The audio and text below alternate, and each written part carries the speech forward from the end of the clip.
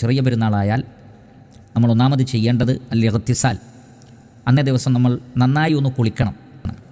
രണ്ടാമത്തത് നല്ല വസ്ത്രം ധരിക്കലും ശരീരമൊക്കെ വൃത്തിയാക്കലും, മുടി വെട്ടുക, അതേപോലെ തന്നെ മറ്റു ഗുഹ്യഭാഗങ്ങളിലൊക്കെയുള്ള രോമങ്ങളൊക്കെ നീക്കം ചെയ്യുക, നഖം വെട്ടുക.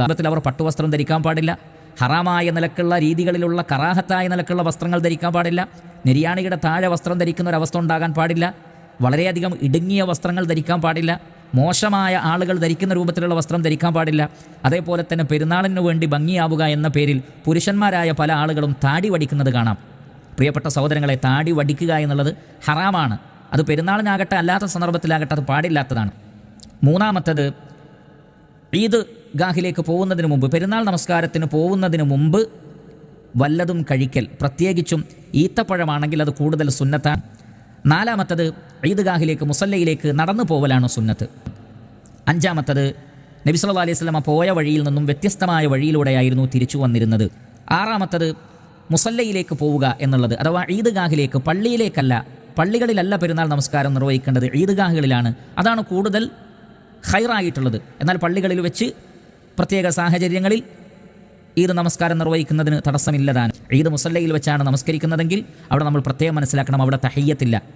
ഈദ് മുസല്ലയിൽ, ഈദ്ഗാഹിൽ തഹിയ്യത്ത് നമസ്കാരമില്ല. ചില പണ്ഡിതന്മാർ പറഞ്ഞത് പെരുന്നാൾ നമസ്കാരം പള്ളിയിലാണെങ്കിൽ പോലും തഹിയ്യത്ത് നമസ്കരിക്കേണ്ടതില്ല എന്നാണ്.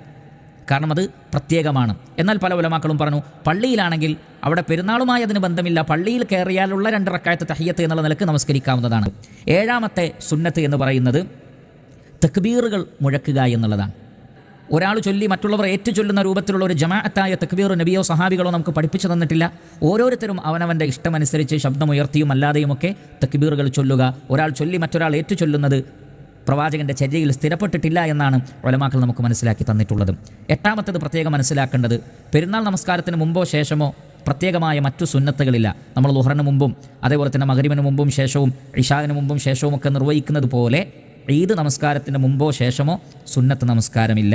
ഒമ്പതാമത്തെ സുന്നത്ത് എന്ന് പറയുന്നത്, സത്യവിശ്വാസികൾ അന്ന് പരസ്പരം കണ്ടാൽ അവർ സലാം പറയുകയും കൈ കൊടുക്കുകയും ഒക്കെ ചെയ്യാം, സന്തോഷം പ്രകടിപ്പിക്കാം. കൂട്ടത്തിൽ തഖബ്ബലല്ലാഹു മിന്നാ വമിൻക എന്നുള്ള ദുആ, അള്ളാഹു നമ്മളിൽ നിന്നെല്ലാം സ്വീകരിക്കട്ടെ.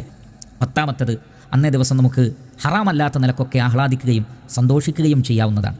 അന്ന് കുടുംബത്തിൽ പോവുക, കുടുംബബന്ധം ചേർക്കുക, ഇഷ്ടപ്പെട്ടവരുടെ സുഹൃത്തുക്കളുടെ കൂടെ കൂടുക, അവരെ സന്ദർശിക്കുക. അതേപോലെ തന്നെ ഇസ്ലാം അനുവദിച്ച ആഹ്ലാദങ്ങളെല്ലാം അന്നാകാം.